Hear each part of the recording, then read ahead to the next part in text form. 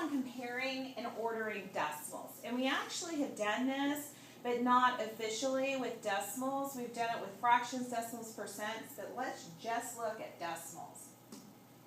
So to compare and order decimals, line up the decimal points, then compare the digits. So on your grid paper, what you would do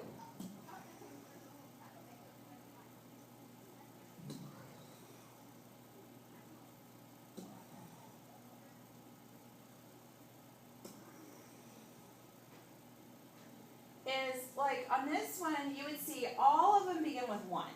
So you have to go to the next one. This one begins in 0. So it would go first if we were going least to greatest. And then we have the 2's, and these are all 12, so we have to go to the next digit, and the next lowest digit is 2. So that would go here, and then 3. So that would go here, and then 5. And then 16 would go here, because 16 is obviously bigger than 12 and 10. So it's all about lining up those decimal points and looking at the place value.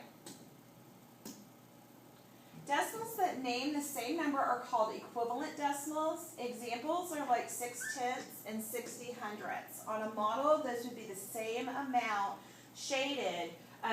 We're just calling them different names. It says when you annex or place zeros to the right of the last digit of the decimal, the value of the decimal does not change. Annexing zeros is useful when ordering a group of decimals. And I'll show you what I mean by that. So it says order 15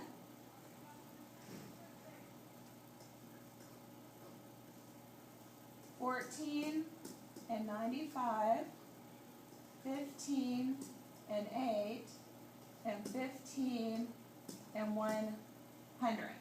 Okay, so this may look a little confusing. So what you may want to do is add in zeros. And that doesn't change the value of anything, it just makes it fill it all in.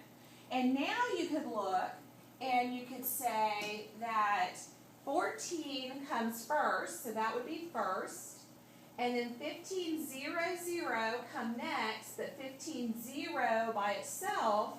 And then 1 comes here, and of course 15 and 8/10 is bigger than 15. $15.80 is bigger than $15.01, and so that is fourth.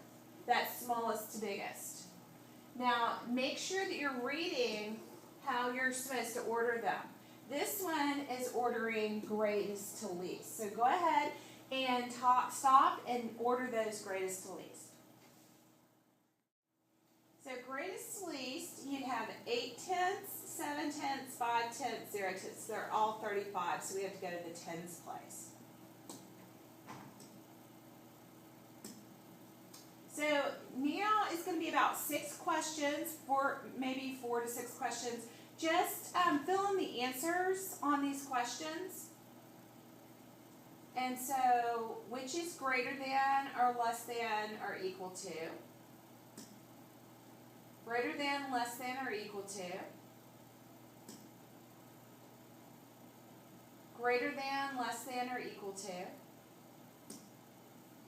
Which group is in the correct order from least to greatest?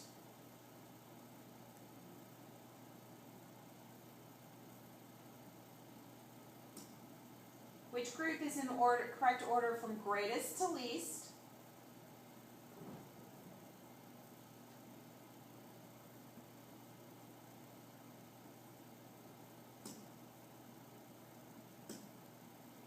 And take those back to your class and review with your teacher.